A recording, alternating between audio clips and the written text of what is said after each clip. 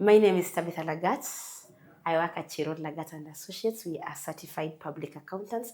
We specialize in audit, accounting, tax, business advisory, and valuation of businesses. Those who've watched my videos in the past, I invite you once again to join me in this video where I'll be discussing preparation of audit or preparation of filing your taxes.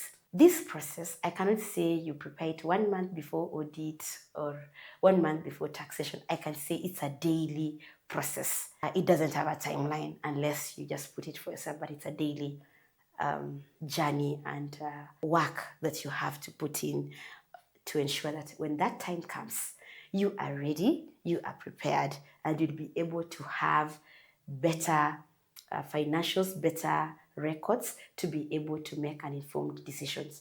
And also these records can actually be used by any stakeholder. I know sometimes we list stakeholders as outside parties, but for a moment, think about a stakeholder as self, because actually the biggest stakeholder in any matter that you're doing is self. If it's your business, the biggest stakeholder is actually self, because when it prospers, it is self that benefits. When it goes down again, it's self who suffers the consequences. Again, in this process of preparation of taxes, tax filing and audits, let us remember that if we want excellent outputs, outputs are always byproducts, they are consequences. They don't come by themselves. It is the choices, it's the inputs that we are putting in that we are able to get the desired outputs at any given point in time. So thank you very much once again as I just indulge you for a very short period of time regarding this important matter. Now, let's start. Any stakeholder, when they want to engage you, they will engage financially. They will engage you first by putting your audited accounts on the table and a bank statement at the table. That is the first point of contact. Now, whenever you send those two records, I normally advise my clients and soon to be my clients that ensure when you're making payments through your bank statement, that field is always available, but it's not mandatory. Please be able to key in what you're paying for. If it's rent for April 2025, it's important to just go ahead and type it so that at the end of the month, when you reprint your bank statement, you are able to see everything. Many school of thoughts have come up by saying that whenever you hand them your bank statements, they can tell your character, they can tell your values, they can tell where you are going.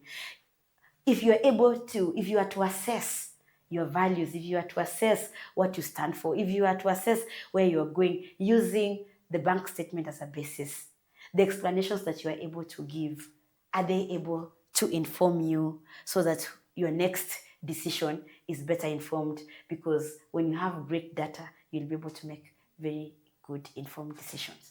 So that is it about bank statements. There's no shortcut about it, and it applies to all signatories, whether your organization is huge, small, you're operating as an individual, as a corporate body, that still stands. Let your bank statement be thoroughly informed by putting your explanation, even if that field is not mandatory to fill. As I was preparing this video, I was just saying, when someone says they don't want to explain themselves, they don't like being accountable.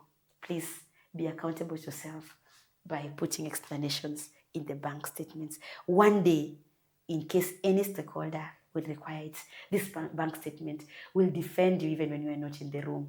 Even if it's a revenue authority will check, and when a matter of the bank statement is agreeing with the logic, then surely, yes, yeah, why not admit it? Why not admit that entry? I was paying for a lease. It was part of finance lease that was being paid in this year. This was part of a supplier that I was paying in the year. Oh yeah, especially your debits, because your incomes have already been taken care of because you've been issuing all your invoices through e-Teams. That is what I am making an informed assumption that this presentation is for people who have a mindset of compliance, a mindset of growing their nation, a mindset of accountability, and a mindset of growing their businesses. So thank you so much. Now we go to the books of accounts that you are keeping.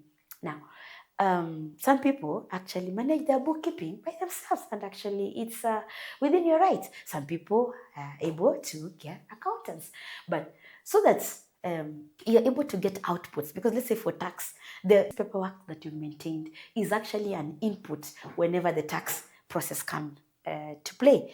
Now, I said our income is well taken care of because we're issuing e-teams, so we'll go to iTax and actually narrow down, or e-teams how many, and do a filter of the year, the sales that you've made, and part of the expenses.